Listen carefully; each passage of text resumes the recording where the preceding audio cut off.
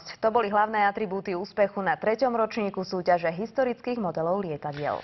Takzvaná Košická vrana prilákala milovníkov mini aeroplánov z celého Slovenska. Desiatky historických modelov lietadiel zaplavili nebo nad Košicami. Hlavný cieľ – vydržať vo vzduchu čo najdlhšie. Motorový model, ktorý vyletí do výšky, musí vypnúť motor a odvtedy sa vlastne začína merať čas. Momentálne vo vzduchu nejaké 3,40, vydržať má 15 minút, ale v týchto podmienkach to bude problém. Uvidíme, dáme sa prekvapiť. Aj letecké modely majú medzi sebou svojho playboya. Dnes obľúbený model bol pôvodne navrhnutý v roku 1940. Sa stavajú podľa plánov, ktorí boli vytvorené už pred rokom 1951.